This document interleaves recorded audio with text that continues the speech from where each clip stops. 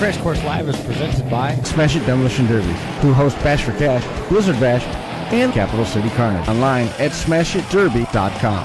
And Stirring Dirt Racing, hosts of Maymania's team show at the Golden Spike Arena in Ogden, Utah.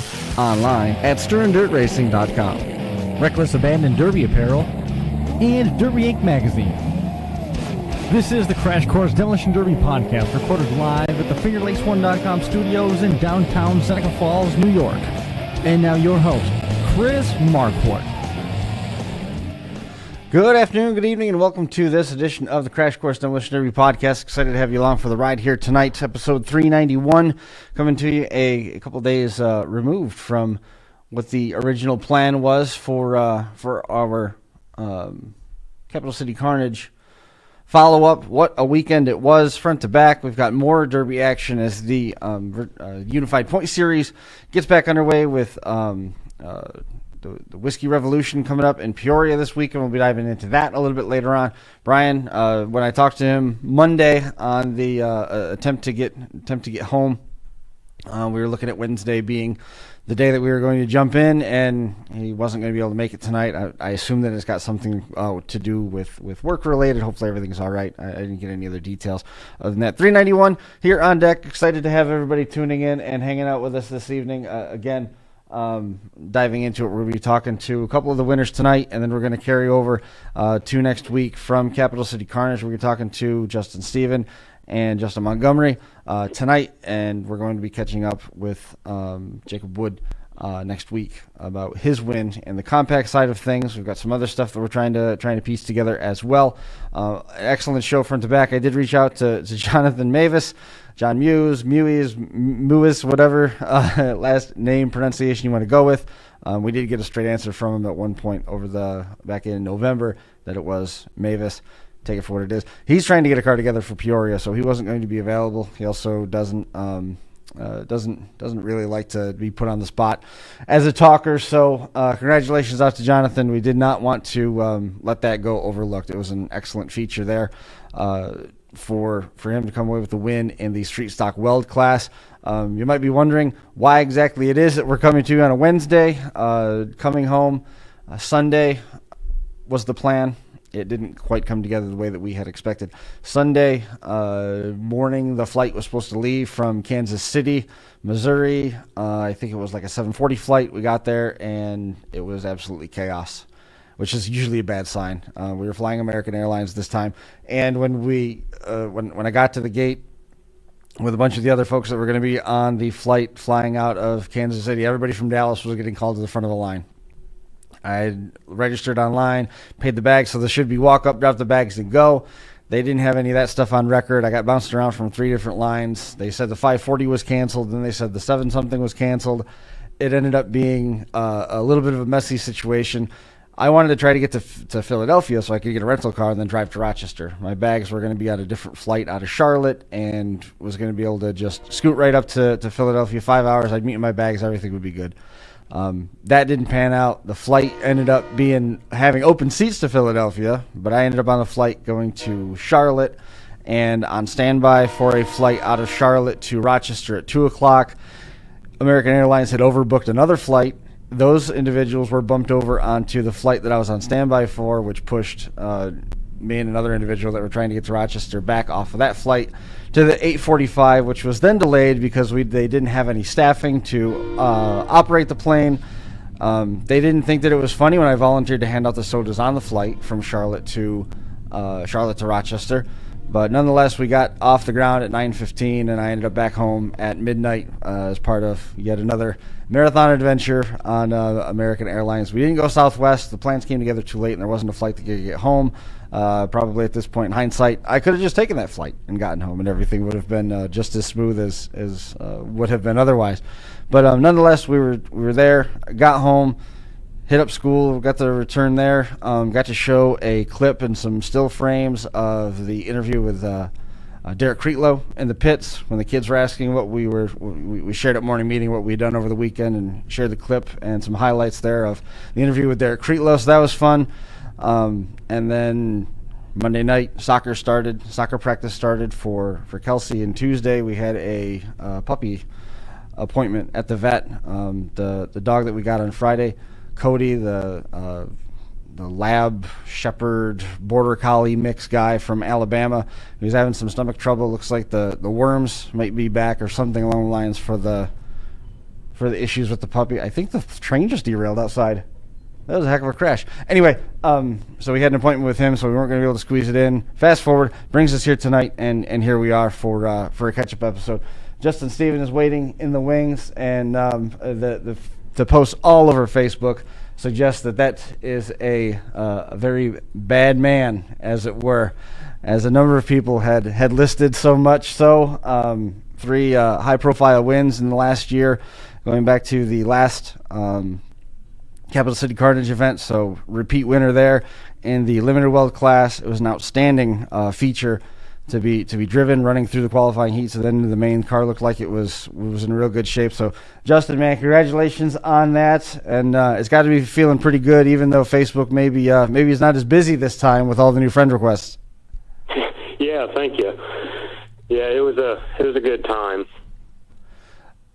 So when you say it was a good time, tell me a little bit more about what a good time means when you're driving a car like that. You know, we saw you doing a little bit of work in the pits. I assumed that the car was done when you got it there, and you had to make some changes through the tech inspection process. Tell me more about what a good time was for the course of the weekend, because there were some other folks there this weekend that weren't exactly willing to describe it as a good time. Yeah, well, had 2 different interpretations with the inspector on the door bars, so on how the measurement was. So had to go cut door bars down, and that was the biggest problem for the inspection. But was able to get it cut down, and nothing else major. So it spent about 5 hours just cutting on door bars. 5 hours cutting on door bars? Yeah, just on the door bars. Did that ultimately have any effect on the car? I mean, if you've got the ability to cut for 5 hours on the door bars, you're moving some material, you're making some changes, but is that going to have an effect on what the car does long term? Yeah, when I was doing it, I was kind of worried on what it did, but, you know, looking now, it doesn't seem like it affected it any. I haven't got a good chance to really bring the car in and look at it, but from what I've seen, it hadn't really affected it none. Awesome. The rundown in the limited weld side of things, Justin Stephen gets the win. Rhett Gluey, second place in the wagon, and then third and fourth split at Zach Johnson from Wisconsin and Trey Peterson from North Dakota. Trey Peterson got the Mad Dog Award from North Dakota. He ended up logging the rollover. And the feature, as it all played out, we had Kansas, North Dakota, and Wisconsin there running down through the top 4. But it didn't look like there was anything that was definite in terms of any of the alliances made based on your home statehood. It was a heck of a battle right through to the finish. Yeah, it was them final, when I got down to 4, it was kind of just about anyone could have had it.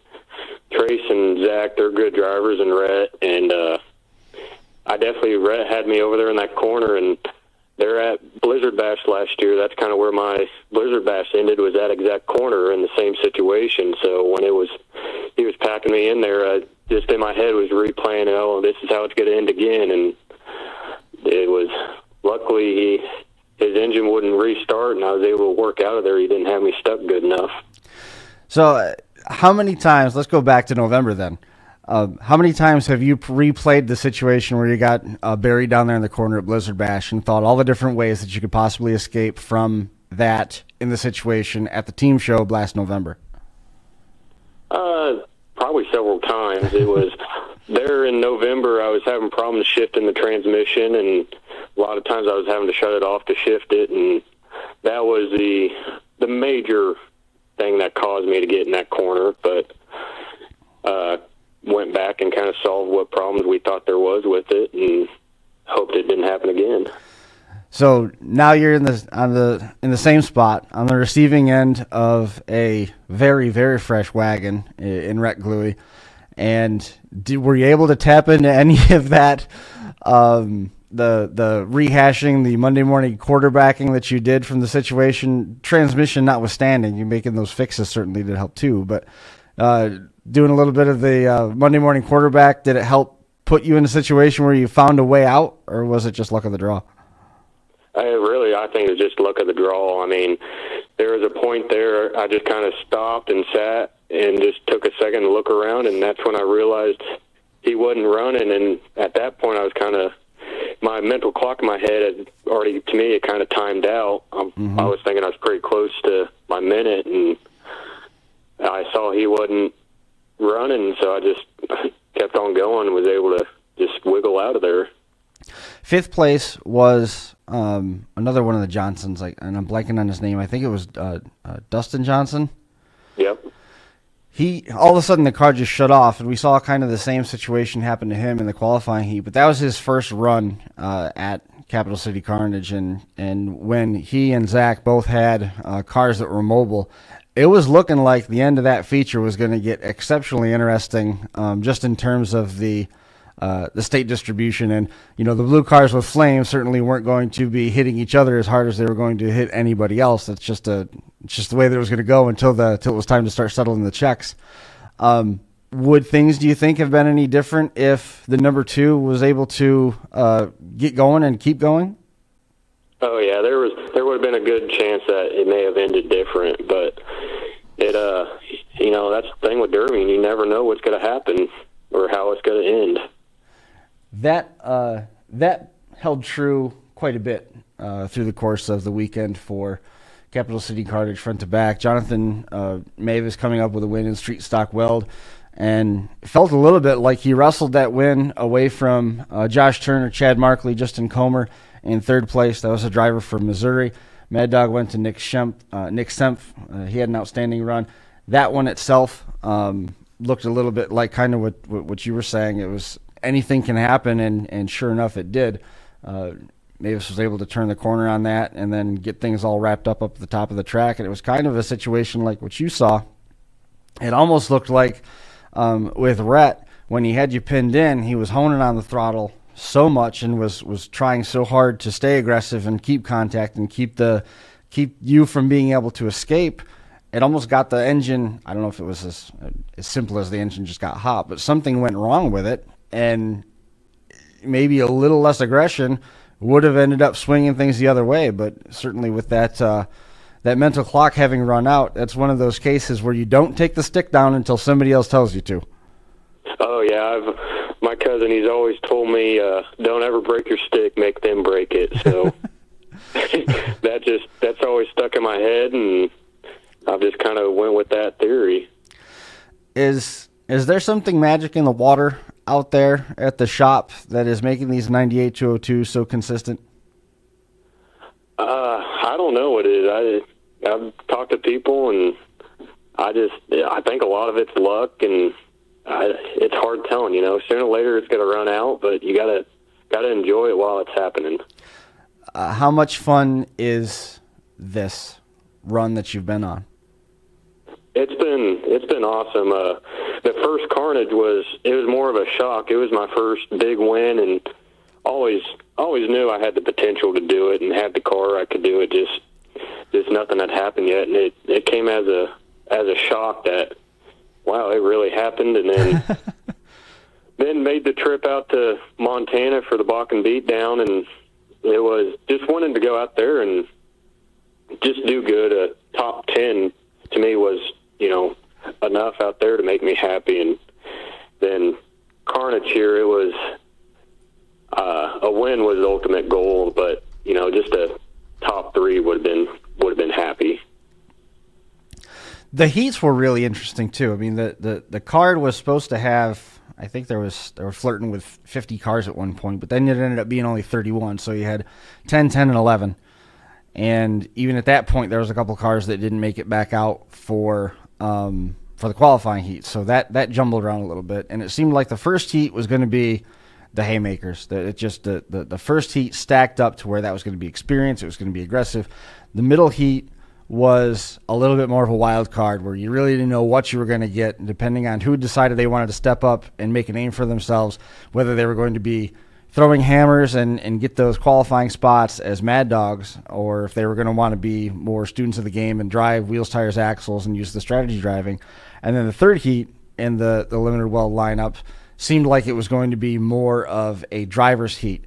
Oddly enough, it was that third heat where there was the only heavy hitter qualifier to come out of there, and then everybody goes to the pits. You guys get the fix-it plates. And the consolation, they had 2 eliminations in the con scene. Everybody ends up moving over to the feature, and we still only ended up with 15 cars on the track. So, I mean, there's a lot of ebb and flow that goes on there. Is it tough to keep your focus? First, did you use all 8 fix-it plates, or did you still have some to spare? No, I used them all. Yeah. Yeah. Is it tough to keep your focus when you're seeing all of these different changes through the course of really – it was almost a span of 24 hours from when you guys had your qualifying heat and you got into the feature to when you were back on the track again. Is it tough to keep your focus and adapt to all that stuff and almost not overthink yourself when you see all the changes and the driving styles? To me, I've never really had a problem with that.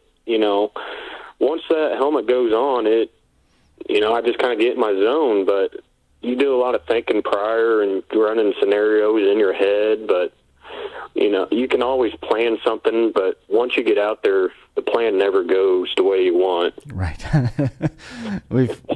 We've seen that. We've heard that. It's not a rare case where the plan doesn't just immediately fall apart. I heard there was somebody in one of the 2-man extreme classes. They talked all weekend, Facebook in line, everything. They were going to work together. Should be no problem at all. They threw the green flag, and the first car that hit them was the guy that they were supposed to be working with. So, I mean, it's those plans that everybody has until you go out there and you get punched in the mouth, and then it all goes to the wayside. Yeah, and you never know how it's going to go, or someone you're supposed to be running with will be the first car out, and then you're by yourself having to fight or do whatever you got to do. Is it easier to go out there and just say, I'm on my own island? Yeah, I've always been kind of the one to not really do the politics, just go out there, and if I'm the odd man out, I'm the odd man out. How easy is it to find 98-202s going into Capital City Carnage weekend? I picked this car up about a month prior to the show, so. And now how hard is it going to be for you to find a 98-202 after Capital City Carnage weekend? Luckily, I picked another one up with it, so. But they're like everything, it's getting harder to find or find it with the price you want to spend. Is it getting harder to find those? I mean, are people sitting on the 98-202s or the 03 and ups or whatever it might be? In our area, they're starting to get a little. You can find them. You got to search a little bit harder, but just in our local, 1 hour circle area, you can find 03 and newers just about all day long. Yeah. Is the 98-202 frame? There's 3 different cars, I believe. That there's 3 different body styles that come on that. There's the Mercury, there's the Crown Vic, and I think the Lincoln was similar as well in that 98 to 02 range. Is it just the Crown Vic that you prefer, or have you branched out and tried the other body styles? I ran several of the Mercuries, which to me there's not any difference between them and the Crown Vic unless it's a P71. Right. But even there, I think the car, I remember right, that I had in Montana was a Mercury. So okay. So I mean, I've had good luck with Mercury or Vic. I've ran one Lincoln, 9802 Lincoln, and it had been, it's probably been 7 years ago that I ran it. So oh wow. Haven't really gone back to the 9802 Lincolns recently. Haven't had to. No. I'm just stunned that the car hasn't come back up into the shop yet. No, it got unloaded. We were getting weather Monday, so I finished unloading it while it was getting ready to. Some freezing rain was moving in and snow, so I got it shoved in the shed and everything unloaded, and just haven't got it pulled back out yet to look at it. where do you go from here? Like you said, eventually all good things must come for an end. But at the same time, with the way that you know the cars, with the amount of studying that you've gone and put into figuring these cars out, and knowing what the build needs to do, and like you said, being able to keep your focus, all of those things are a big part of being able to keep momentum going. You know, you see these drivers that stay on top forever, and there's a reason why they're on top. Where to from here? I mean, does the goal and the trajectory keep setting new heights? Are you looking at trying new shows? I mean, you always got to keep, bettering the car. It's never good enough. So, I mean, even after this run, looking at the car, and I mean, there's always something you can fix that you got to make better, because eventually someone's going to catch up to you, and you got to pull something new out. Mm-hmm. So to stay up. But new show-wise, really just going to South Dakota in June to run Black Hills Beatdown. Mm-hmm. And got a county fair-sized team show in July. And besides that, it's really just county fair here and there of what I have left. How many cars do you have left at this point? Pre-rans, I got two or three pre-rans left, and they'll probably get ran this year. Is it one of those situations where you've got to run them this year so that you can get the drivetrains out and start worrying about Blizzard Bash? Nope, they're all just sitting out back with nothing in them. So I see. just gotta put stuff in them and run them somewhere. Well, I mean, this is I was super happy to see that you ended up pulling down the W in that, and it was really exciting to watch the conclusion the way that it was. When you had the chance to survey, knowing the car and knowing what the rule set was there any apprehensions when you saw the some of the old iron pulling out there? As straight as that wagon was, it'd be smart money to bet on Rhett with the round back.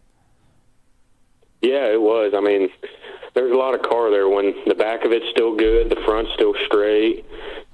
Old iron, there's just so much back into them, it takes forever to ruin one. So, luckily, in the heat, I really never had to use the front in the heat, and it was still straight, and got to put all 8 repair plates up front, and which helped it out tremendously, not, moving any before I got the repair plates and locking everything in. So, front end wise, I was very confident with the front end, and the back end started out great. Had to do a little work to it, but as far as in the car, I was very confident with the car and knew I had plenty of car. Well, it was certainly something to behold when the event was over with. Everybody was very much a fan of the run and the feature, and you were talking about the run of luck and things like that, and how much does come back into fortune just flat out smiling on you versus smiling on somebody else, regardless of the Walk of Derby. Rhett Gluey's a guy who, when it does start to come around for him, he's gonna have a good run. He is right there on the cusp of it, and it certainly looked like it was a potential for him to pull down the ring this past weekend. Absolutely, it's really that whole top 5 was anyone's luck. Yeah, the Johnson Wrecking Crew is that before everything's said and done, I am confident that they are going to get a win. They're going to win Blizzard Bash at some point. It's just going to happen. It's all going to come together, and with the way that the talent and the builds that they've got in those cars, it's certainly going to be a fun one to watch them in that March. Trey Peterson with the Mad Dog Award in your class. Is that Mad Dog Award, while it's certainly justified, it was given out before the end of the event, and then we saw the pace slow down a little bit for the Street Stock Weld class. Was there anything in particular that you saw out of Trey that ended up just making you shake your head, think, wow, that guy's out of his mind? Oh, yeah, he was. I can see out of the corner of my eye him laying down some pretty good shots, and the car was very hard, and it got to the point of when we got down to 4, I'm like, man, I'm going to have to do something about this, and he did an awesome job, built an awesome car, so definitely a lot of respect for him, and hats off to him. I at some points I was thinking, man, it's just happening that the bullet isn't landing on the number 11 or the number I-1. Yeah, there was nothing there. It just, it was glad to stay out of the way. I was waiting for that pointy in the back. So, well, again, congratulations on the win. I know you got a ton of help, and you got more help coming to get yourselves up to the Black Hills beatdown, and then wrap up the county fair team show stuff this summer. Is there anybody that you wanted to make mention of? Dad. I mean, my dad, he helps me tremendous in the shop, and Mom let me use her shop, and she sets up all our hotels and food stuff, and the rest of the guys that helped this weekend. I mean, they know who they are, and I greatly appreciate all them. So awesome. Well, I wish you the best of luck up in June. Travel safe. The trip to Bakken beatdown was 11 hours. How far is this one up to Black Hills? Bakken was 17 hours. Oh, I'm sorry, 17. This is about 10 hours, I believe. So. Oh, okay. Yeah, so I mean, it's just a hop, skip, and a jump at that point, right? Yeah, so it moved a lot closer, was a lot nicer. Well, wish you the best of luck, man. Congratulations again. It was an awesome show to watch, and we look forward to having another conversation about one of those evil 9802s here in the coming months. All right, I appreciate it. Thank you. We'll see you later. Yep, bye. There goes Justin Stephen coming away with the win in the Capital City Carnage Limited Well Division. Let's run through the results that we've got here. Again, Brian out of town tonight, not able to make it in. Front wheel drive hobo stocks. It was an excellent feature. Jacob Wood kept the nose very clean on his orange OMM machine. Got the win, brought that win back to Missouri. Frank Napier and the 4th of July at the King of Ohio drove his first Camry, I believe, and he had that car turned every which way but straight, and it was smoking from everything that could possibly emit smoke or steam, and still had life left in it. Drove it down to second place. It was an emotional weekend for Frank anyway, so it was cool to see him pull that down. That runner-up finish. Tim Leach was third. Kurt Turpin, was fourth. Youth front-wheel drive hobo stocks. Castor Ford, he was the number one pick. I believe, actually, Jacob Wood was also the number one pick in the Fantasy League voting. Castor got the win. He's from Iowa over Carson Miller. Tegan Elman from Kansas, and then Brady Watkins was fourth from Iowa. World Compacts was an awesome finish as well. It was the Camaro of Nate Middendorf taking second place to fellow Minnesota Madness driver Mike Koch. He was the I can't remember now. Andy Oxa was also out there with those guys. Cody Knuth from Wisconsin was third. Jacob Johnson was fourth. Mod class, we're going to be talking to Justin Montgomery here in just a few minutes. James Kitchell coming away with second place in the mod class. James was third overall, if I remember correctly, at Blizzard Bash, and was part of the runner-up team. He and Jerry Lyerly were the last two representatives for the Crazy Iowans. Both Jerry and Mike Worth, no steering. Mike Worth able to make an attack with the nose for Team Busch Light. Team Busch Light wins there at Blizzard Bash, but that set the stage for some momentum for the Crazy Iowans. And James Kitchell, absolutely awesome run. Up there to second place, Chad Markley in third place. And that one, Isaac Wall and Tyler Bradley won the two-man extreme class. Nathan Arnold and Josh Neer from Iowa was second. Ryan Voss and Jason Padencoke from Minnesota third there. Front-wheel drive minivan hobo stock. Tanner Wright got the win. At one point, it looked like Tanner was out. Looked like Tanner was all done completely. And he was able to refire it. He ended up getting a rollover. He put Kevin Ullman on his lid. Kevin was able to refire and drove it down a little ways. Ashton Duden was third. Dylan Mulder was fourth in the front-wheel drive minivan. And then we gave you the rundown on the street stock and on the limited wells there while we were talking to Justin Stephen. So there's the rundown on it. We do have a couple things that we want to share with you for the first time. Nobody has seen this. It's a world premiere, if you will, or if you won't. This is the new ad drop that we've got that we're going to be running for the duration of the 2022 season that we just got from All For Him Racing and Alex Vasco. Where'd you go? We did do a derby. Ow, my head! You went to a derby?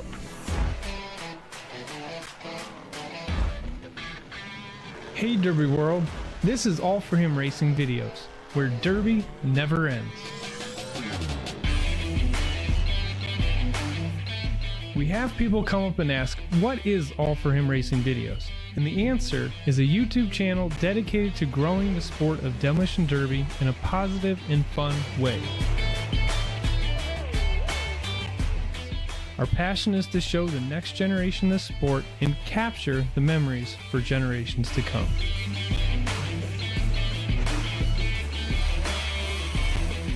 We're just trying to show that you can be a Christian, do crazy and exciting things like demolition derby, and just spread the word.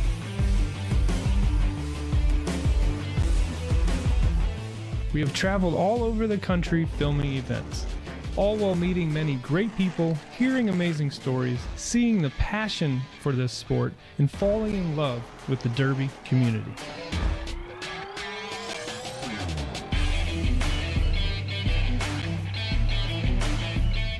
We have grown to be the largest demolition derby channel on YouTube across the world, with millions of views within our large library of videos. We love what we do and can't wait for what the future has in store. We always want to be a place for positive, exciting, and action-packed derby videos.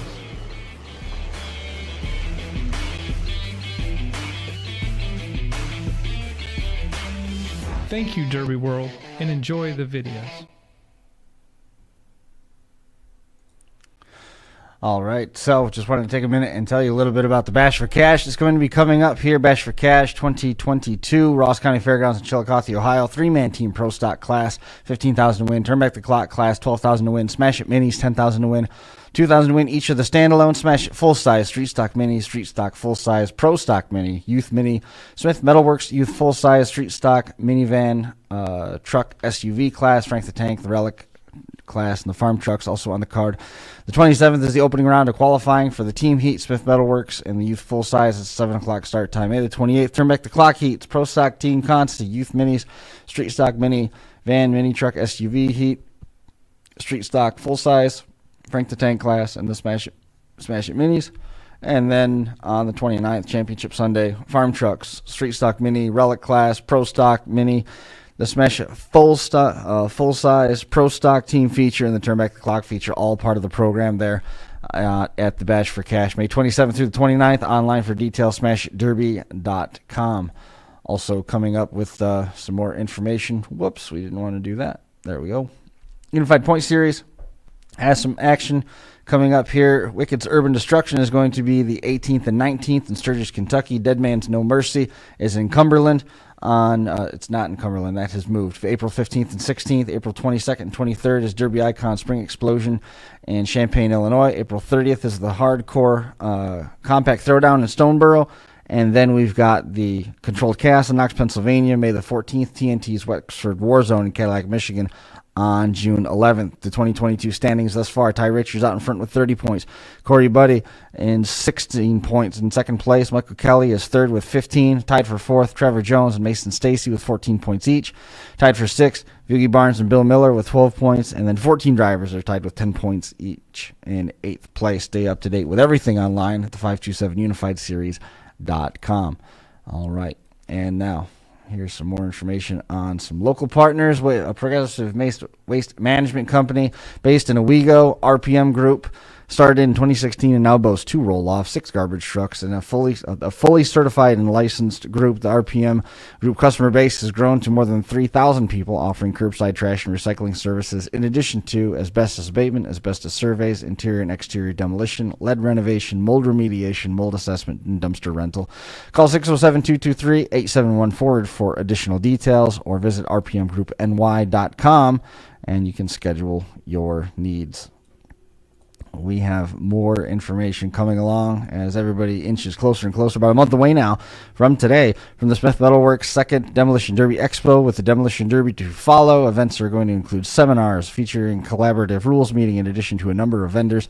There's a lot more information to come, and there's a Derby-related event, like we said, being held about a mile up the road. Full vendors list is available. We went through it there a couple weeks ago. And online, smithmetalworks.info. That's Smith Metalworks, WORKS.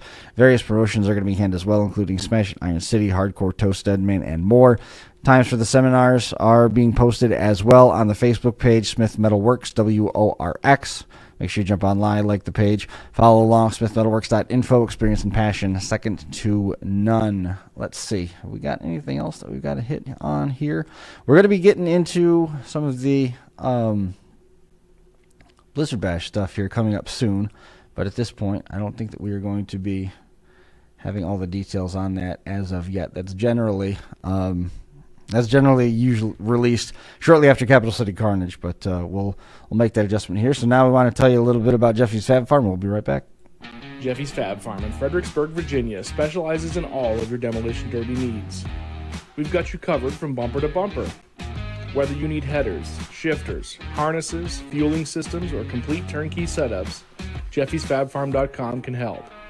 We've even got a Canadian branch to help our northern customers. With over 16 years in the industry, we've got the knowledge and experience needed to provide the highest quality parts and put you in the winner's circle. Visit our website today or call Jeff at 540-907-3390. Fabby says the best parts come from the farm. Jeffy'sFabFarm.com. All right, we are back. We've got Justin Montgomery on the line. Justin, man, we appreciate you coming on, making some time for us. Congratulations on the win. That was a fun Weld Class feature. Yeah, I'm got pretty lucky there. With the amount of cars and the caliber of the cars that were there, I didn't think that we'd probably make it through again, but ended up okay. So. Have you won the Weld Class before out there at Capital City Carnage? I was trying to remember as we were watching the. Yeah, I ended up winning the last one they had. I don't know when it was, 2019, I guess. Yeah, I think 2000. No, it was 2020 because it was right after the 2019 Blizzard Bash. I think that they had that Carnage, and then right then I think when all the COVID stuff hit, right after that. So. Yep, I remember watching the first cases being documented on the West Coast on the flight home and thinking, wow, that's kind of interesting. And within a couple of days of returning home from that trip to Kansas, we closed school and everything went a little bit crazy. But yeah, and if I remember right, you ended up second or third the year that Eric Blom won the main class, and Trey Hewer was right down. It was the three of you guys. Yeah, I think Trey and I they call it kind of like Chad and Josh did. They said we tied, so then flipped, and must be a Kansas guy to get the bad coin flip, because I think I got the third place trophy, and Trey Hewer got the second. But same type deal, Eric won. That was actually the main, I think, limited Weld Class. Yeah. They called it then. Yep, that was back when this thing was really starting to get traction. When the first year of that, one of the enduring memories that I have is. That was the year that Ryan Songalewski and Jason Dials battled down to the end, and Chad was at the far end and ended up getting the stick broken off. The opening of that, with all the cars lined up on the perimeter of the track, and Sam walked down the middle of the track with that briefcase full of 20,000 cash.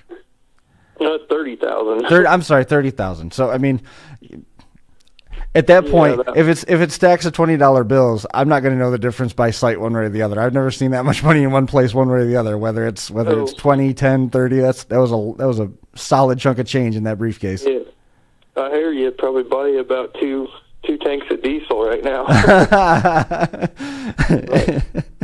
It'll buy you one round back. Yes, yeah, for sure. Isn't that crazy? I think they're selling more now for Derby years than they did off the showroom floor. Well, I'm just fascinated with the way that the run went. Certainly, always better to be lucky than good. You had a couple of the Team Kansas cars out there. There was another Markley wagon out there. That was Fink's car, right? That was the number 33. Used to be one of Chad's cars. Yeah, Jason Fisk. He's kind of from Abilene. Same town as Chad, and then he moved to Nebraska, and he helps us out quite a bit at derbies and everything. And I just watched the video, and I didn't realize he was down there in that corner with no steering, because I was kind of kicking myself, thinking like, well, I should have went down there and tried to get him steered back into the action. But he's a real good guy, and that was actually Chad's I think 2017 car he was saying that he gave to him to go run. So, See, we were talking about that a couple weeks ago. Good derby cars never die. They just gain plates. yeah, I think Chad had even forgot which one it was because he had to think of which one it was, and he was looking at some of the stuff he did to it and was thinking, like, wow, this one really worked really well. So I think it regrouped his memory a little bit to where might, use some of that stuff back on some of these, nowadays cars. So, real quick, just to time travel there with you. The 2017 car, was that the Team Weston year? I believe so. I'm so bad at year to year and with COVID and everything. It's hard to remember which one's which. It was the one that I think that the back end came off, right. And it actually, he was going under everyone taking all their steering out. So I think that's what started all this low back end stuff, which is just, it's a total game changer to try to drive with all these low back ends out there. I mean, I watched my video and I was thinking like, oh, I was making quite a bit, hits. I was hitting hard and I looked and I was like, well, gee, and videos never do justice. Everybody knows that. But it's like, well, geez, it looks like I was driving pretty soft. But I think it's just that you have to sit there and about triple think every move you make because all them low back ends, I mean, you make one wrong move and, someone's got your steering because they scoop you up in the front and then you're done. I think Carson got me like a couple times when we were battling it out, and he kind of looks back and grins, and I'm like, yeah, I know. You probably got my steering now, but luckily, everything was good to go. Yeah, I seem to remember, even the unlikely stuff, that Malibu that had that deep slice in the frame, it had closed right up pretty hard, and the back end had kind of gone away on, I think that was the Slater number 11 or number 17, that Malibu. Even that, with that, as far as it had gone away, it just backed up and it popped the edge of, I think it was Shad Turner's wagon in the street stock weld feature, and it knocked the wheel in, and eventually the wheel came off. It did just enough damage. But at the same time, you're playing with such fire with those low back ends, man. It's not like just because you set it low, it's guaranteed. We saw a bunch of cars with the back ends end up in the dirt all weekend. And for sure, or if you get hit just wrong, it's going to go down and it's going to, but they're sure, like I said, it's sure just, it makes it so much harder to drive because, like, as a driver, you used to be able to just pull whatever you want to protect to the dirt and start working safe. You want to use your back end, and, then it's protected. But now, or your front end's hard, then you're going to, pull your back into the dirt and nose out. But now you get caught just wrong. You almost have to stay moving and circling and even if you pull the doors, they still can go under you. Mm-hmm. I've never seen so many gouges in, like, the side of my frame from people hitting, like, the side of my frame with their back, their back end. It's pretty crazy. You're talking about that low angle and scooping people up. We saw that play out, but I can't remember. It happened twice that stands out in my mind. And one time to John Mavis, I think it happened to him as well, where the car got up in the air and it was heavy RPM and the wheels were turning at 10,000 RPM when they hit the ground, and it snapped the drive shaft. I remember that happening twice, and John kind of got away with one, if I remember right, in the closing moments there with Shad with Chad and Josh in the end of that street stock weld feature. But it's another element where you got to keep. It's one thing in demolition derby, you got to keep your head on a swivel and you got to look around. You got to be aware, and it's a game of kill or be killed, and you got to keep moving and stuff. But it's even more dynamic when you think about the weight of the weld cars compared to these other cars we were talking about in the limited weld or in the street stock weld classes. You've got all that weight and all that mass coming down on those rear wheels when it's spinning, and you're asking a lot of those axles and you're asking a lot of that drive shaft when all that comes slamming back down at the high RPMs. Yeah, for sure. It's just, like I said, it's changing the whole game of how the features and everything play out, just because, like, you can't just sit and go pick your shots. Now you have to protect yourself because, that's so easy for them to get to your steering and stuff. And, and it makes sense just because it's like, well, you're going to go take, 5 shots on somebody trying to bend their front wheels, or are you just going to scoop underneath of them and one little tap and pretty much take out their center link or tie rod or something? But like you were saying earlier, that could be bad for you too, because you could get hung in the dirt, or it could go down and then you're in trouble. So it's a big, half a dozen. You know what I mean? Yeah. Well, we saw a lot of that, especially in the lighter build divisions over the weekend, where drivers tried to take their low slung back end strategy and apply it to the street stock weld, and the frame section just went in the dirt. It got weak, it got collapsed, it got down, and it was dragging, and eventually it would get far enough under the car where it would get the back end off the ground, or it would pick it up enough to where the contact patch wasn't enough to get forward grip, and the car would time out. But the other element with this whole low back end thing, there's two that come to mind just as we were talking. One, you can put the back end as low as you want, and you can have the build right, and you can have all those other elements go just as perfect as you could ever ask them to want. But when you look at what the Turners were doing with their cars and the back ends, with the way that those rails were folded around once everything started to move, or if you look at what Chad was doing with that, or even just the more traditional old iron versus the mythical wagon, so to say, you still have to have the feel to be able to put that rail and that leaf shackle where it needs to be. It's one thing to scoop somebody from underneath the doors. It's one thing to have that so that it's going to do what it needs to do. You still have to be able to drive it, and that's one of the things that the good roundback drivers in Topeka that we see year in and year out have become so surgical with, just being able to place that right on the edge of a rim, right on the center of a hub, and get those wheels to snap off and compromise the steering. It's different when you start having the cars that are flying around and driving up on the low stuff and knocking their own center links off and getting those straight-on shots. But what we also saw this weekend, on the flip side of that being able to drive the car, like what you said, is you got to pick your shots a little better. You also have to be able to drive the car aggressively against that. And we saw a ton of the old iron go away in the quarter panels. We saw the white that white Buick, the two-door. I think that was a two-door 225. We saw a bunch of the caddies go away in the quarter panels from shots from the side. The 45s were able to protect the steering links and get into that and start rolling those arches over and weakening that frame section. And even if it did go up, they were able to push that forward further and further and further until it finally just started spitting the rear end out. And we saw that on some of the roundbacks. There just wasn't enough. I guess it's suffice to say there wasn't enough attacks placed on them to get that to curl over. But definitely we saw abuse on those arches in some of the lighter divisions. Yeah, I mean, that's exactly right. You get something side shifted, especially with, the less welding and everything. You're definitely going to either put their stuff into their tires or shift it somewhere where it's going to go down, the humps are going to go down, and it's not going to be good.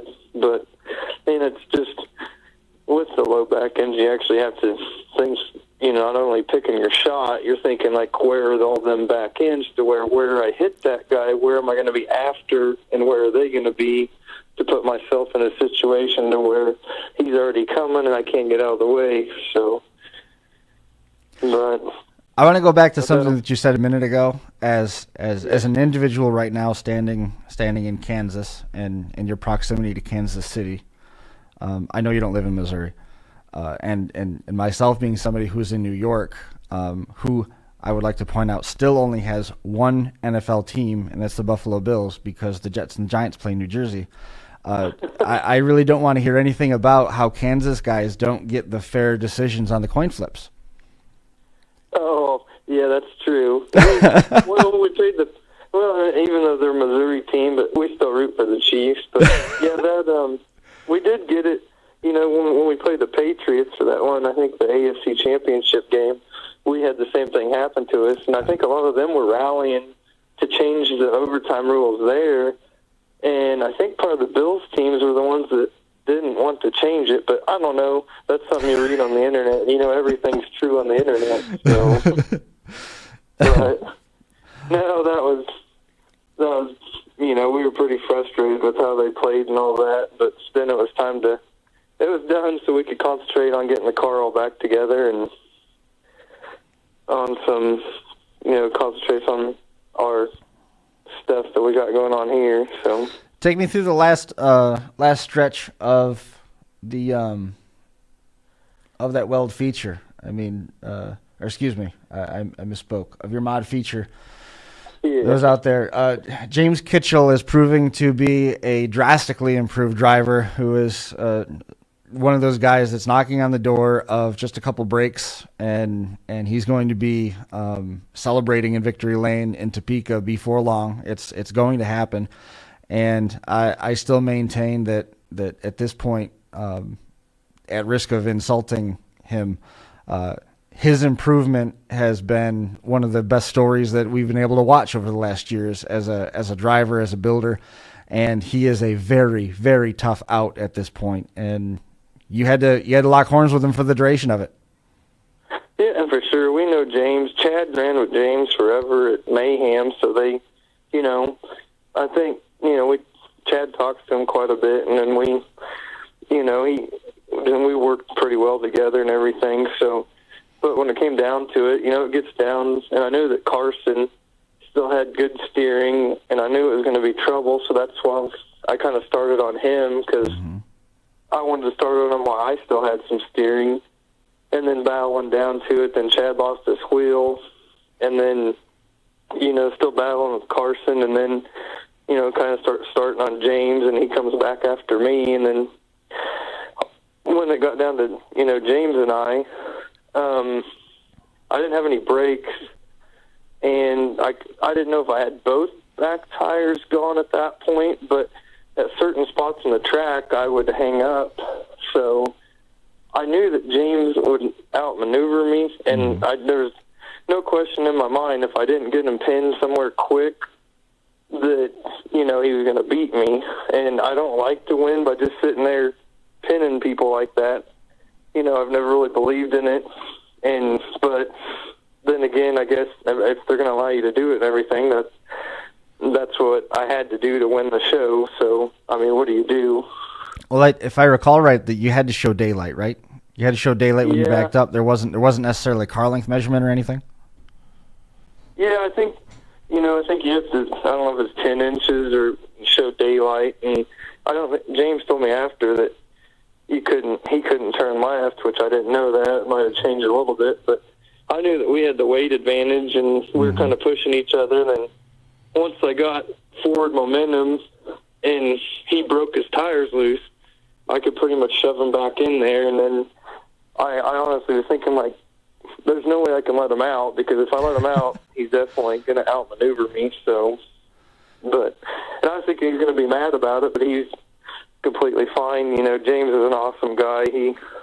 He's been running a lot longer than I have, I believe, and he's done some, he's always been a really great driver. I just think he's just started running these kind of shows. That's why people haven't really, heard of him around this area. Well, it was an outstanding feature to watch as the whole thing played out. I was surprised a little bit to see looked like it was essentially a fresh car from Jared Van Gameren. Oh, I think that was his. I don't know if something happened or not during Blizzard Bash. But I think it was his Blizzard Bash car. But man, he built some nasty stuff. That thing's like hitting a brick wall. Same as them Imperials. I mean, I never ever thought I'd be, battling Imperials, especially not in, a non-Imperial car. And they're so different when you hit them. I mean, our cars are heavy. I know that and everything. But once you hit one of them Imperials, it hurts more hitting them, just the weight of them. And, I know there's having steering trouble, but definitely nasty cars. There was a lot of nasty builds out there, and I've got to believe that some of those early outs are going to be cars that stick around for a little while. Most of those cars, like we were saying, were leftover Blizzard Bash cars. If that was the 2017 car, because Team Kansas for the car that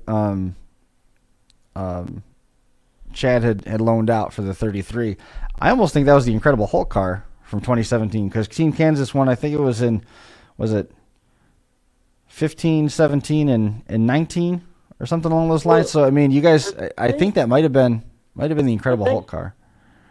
I think might have been. Oh, I got the check. I'm trying to remember. Might have been with the Gag Boys. That was. Yeah, it is. That's when Kurt broke his arm in the feature, and then I think we went against JYD. Then we had Ski or Narrett Demo, whatever they're called, in the first heat. Then we drew JYD, and so that was that. But we don't really have anywhere to run these cars other than like Carnage and a few other places around here. So they kind of just sit if we have anything left of them and need a drivetrain out. Chad did take his this year. Newton has like a run what you brung, and we pretty much just take our Blizzard Bash cars that are to Blizzard Bash rules there, and he ended up winning Newton with it. Just a local fair, going against full outlaw stuff. So. Right. The car that you had, is that done now, or does it still have runs left in it? Well, you need the drivetrain out, but it still has runs left on it, right? Now what do you do? Yeah, well, the thing is, like, at Blizzard Bash, when I had that fire and that B feature, what happened there was, right before we're supposed to go to the barn, probably 30 minutes before we're supposed to be in the barn, we start checking fluids, and I'm like 4 quarts low of tranny fluid, so we had tranny fluid and everything, and then go get up into the barn, and Chad's like, well, where did it go? And I'm like, well, I don't know. He's like, well, did you check your tranny cooler? I'm like, well, no. So I opened my tranny cooler up, and we still had like 5 minutes to go before the deadline, and it looks like a milkshake in there. So I'm like, oh no. So we quick borrowed some tools for some people and looped the lines together. So them big cars don't like not having a transmission cooler, because that's why it got so hot and actually caught fire, because I was pretty much running just with my lines looped in that B feature. C feature, because after that we had to pull the whole drivetrain out to change that tranny, and I don't know if there's a gasket that didn't get quite back on right or what, but it's been leaking pretty bad, and then after that mod feature, it's leaking really bad, so it's kind of one of them deals where I have to pull the drivetrain out, and I don't think it's worth putting a drivetrain back in it to go run it somewhere. But it's hard, because I just looked at it out on the trailer, and I'm like, it's still pretty straight. So I don't know. I guess we'll see. It'll probably be another one to put out in the weeds. Right. Put it out there and dig it out again in 5 years when somebody needs to borrow a ride, right? Yeah, for sure. That's awesome. I lost my train of thought. Where are you going to be headed to from next? What's next on the plate other than the county fair stuff? Well, Brent and Barry, they got a show kind of up by them that I think Jonathan that May was just putting on that in Memorial Day, that kind of a lighter build. I think it's like a street stock weld type build. We're planning on going to that, but honestly, I don't think I can afford it if diesel is going to be at like $8 a gallon. We might honestly have to rethink that unless someone wants to step forward and be a fuel sponsor. Sure. There's a lot that can happen between now and then, so who knows where prices are going to be. Oh, and for sure. And that would be all my bolting cage and everything like that, and I'm sure we'll find a way to make it up there, but I think it'll be a good time, just something kind of different to go run. And then, as long as we're in that national bracket, our main goal, focus is always on Blizzard Bash. So I think Jeremiah Faulkner, I guess he'd be my stepdad now because he's married to my mom. They dated for like 20 years now. They're married, so it's official. But he does a ton for Chad and then does a ton for me. And I think I stressed him out pretty good. It's this Blizzard Bash car, so he wants a little more time to focus on it than I gave him this year, or last year, I should say. So other than that, maybe if we get a wild hair, throw some bone stock stuff together. But with the 5-month-old and the 2.5-year-old, they keep me pretty busy. It's a lot harder to get out to that shop, and So, and the wife, she needs help in here. So I don't want to push my luck too much. Right. You keep bringing home big checks, it'll help it out. Yeah, and she just needs to find the right banks to take them. That's awesome. So, Steve noticed the Bob, I think is it Bob Ross? Yeah. That was on the shirt. He noticed that on the stream. I know we've talked about it before, but the story had escaped me. Is that the same as Tiger Woods wearing a red polo on Sunday during the PGA tournaments? I don't know. I don't really watch Tiger Woods, but I mean, I'm superstitious, and that's been pretty good luck wearing that shirt in Topeka. So, yeah, and that shirt, I actually went to the IMCA Super Nationals. My brother-in-law races a sport mod, and I didn't pack enough shirts, so I went to Walmart and just bought a bunch of random shirts. So I don't know why I ended up wearing that at one of the Blizzard Bash, and then we won. So I'm like, well, I guess I have to wear this every time now. So. Awesome. Well, is there anybody, I know we mentioned a lot of folks that are in and around the orbit of Team Kansas as a whole. Is there anybody that you wanted to make mention of that we might have missed? I'd like to thank, obviously my wife, my kids, my mom, Jeremiah, the Kleins, Adam Klein, that was his tranny, and then at Blizzard Bash we had a couple, they had that street stock weld feature that I think they started it at 2 in the morning. It got over at 2 in the morning. We had some kids from Abilene that drove clear to my house back to Salina to get a transmission. Wow. And some people that brought the transmission to my house, I think Hunter Picking, Cooper Wildley, and then there's a Kaiser that brought it from Delphus to make all that happen. So I don't know anywhere to thank them, but thank them on here. So, and then Chad, their whole group helps us out. We help them out.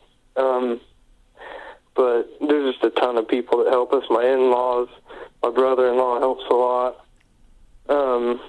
There's just so many people I'm sure I'm forgetting. But, it's awesome our group we have there. We wouldn't be successful without them. Part of the reason we are successful there is, how well we can fix stuff in the pits. That helps a ton, having all our help that we have. Big time. It's a huge part of it.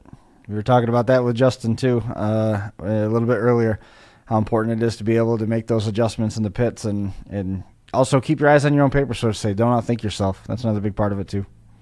Yeah, for sure. And I better say, because my mom got mad at me on Facebook, I'd like to thank the Lord Almighty, too, because I do thank him, but I guess I didn't thank him on Facebook, so she got on me, and I told her I didn't have him on my Facebook friends, so I didn't know how to tag him.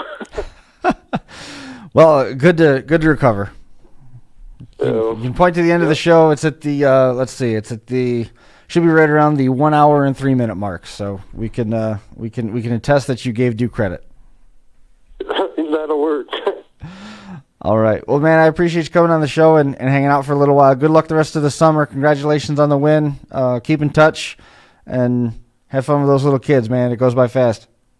Oh, I hear that, and thanks for all you guys do for the Derby world. It's awesome having you in it. It's one of the conversations that I was having with some of the folks at school, asking about what exactly do you do? What is it? And just kind of put it a little bit into perspective about how fortunate and blessed and we've been able to be since 2013, 2014, coming out there to Topeka and traveling all over the country to Minnesota and Utah and Virginia and Florida and Ohio and all the support we've had from all of the promoters that have been involved in the sport as a whole. It's just all the drivers and everything. It's just been really cool and special and rewarding, and all these just amazing experiences and connections that we've been able to make over the last 7 years now. 6 years, 7 years. It's been really something to see that evolution, and there's other people in the sport that have been running the same path. And we talk about All For Him Racing and Jeffy's Fab Farm and Derby Nation and Derby Tees, the evolution of what those guys have been able to do and put out there. It's just been really, really cool to be part of it. And the goal all along from the get-go was to try and leave the sport better than we found it. If we do that, mission accomplished. Exactly. And I better plug this real quick. Chad kicked me in the man privates. King of the Ring, CDDA. if anyone's interested, check it out. CDDAdemo.com. There you go. Good work. Good recovery. All right. Well, thank you. All right, man. Good win. We'll talk to you later. Yep. See ya. See you now. There goes Justin Montgomery, wrapping things up here. Whiskey City Revolution coming up here this weekend. You can jump on Ultimate Derby and find the details about that. Derby Tees is going to be bringing that stream to you. It was awesome to see Mark and Chris Grainer and Steve and Nate. I got to work all weekend with Steve. It's always fun to hang out with Steve in Topeka. We've been friends for a long, long time. I mean, we're going way back. This is like probably 2011 or 2012. When we first got to know one another, we were put in touch with each other through the Ciopas, Bo Lockwood, and Scott Wallace almost simultaneously there. And, hopefully that comes through, that we genuinely have a good time and we have a fun time talking with each other after the shows, rehashing it, trying to find ways to do things better, and then, of course, talking about the action that's on track. So those guys are going to be at Whiskey City Revolution. Thursday the 10th is inspection. Friday morning, retech of Superstocks, and it starts at 8 a.m. at the Civic Center. Friday the 11th, Vendor Hall Open. Superstock Heats 1 through 3, Bone Stock Compacts on the card at 6 o'clock. Saturday, the Vendor Hall Open from 8 to 4. Superstock Heats 4 and 5, Bone Stock, Full Size, Youth, and the Mods all on deck for Saturday the 12th. Everything being contested as a one and done out there. Ultimate Derby coming back into hosting March 10th through 12th with the Whiskey City Revolution. And again, that's going to be streamed on DerbyNation.tv. Hopefully all those bugs are worked out of the system. I saw Sam posted about the test run for the pay-per-view. Everything looked like it went well. And, of course, jump on DerbyNation.tv. You can watch the re-air of all the action, all the interviews, everything that we had happening at the Stormont Vail Events Center for Capital City Carnage 2022. Next week, we're going to probably be touching a little bit on the Whiskey City Revolution.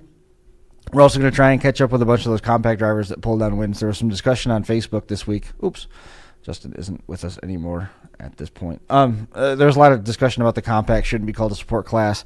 This is something that we can dive into because some of the best features that we saw all weekend out there at Capital City Carnage were the compact division. So we'll dive into that a little bit next Monday as well. In the meantime, have a great week. Have a great weekend. Be safe. Enjoy the weather if it's improving. Looks like we might be getting some more snow. And again, as always, appreciate the support. We're going to be back here we should be, barring anything unforeseen. We should be right back here again Monday next week with episode 392. Thanks so much, everybody. We will talk to you soon. Have a great week.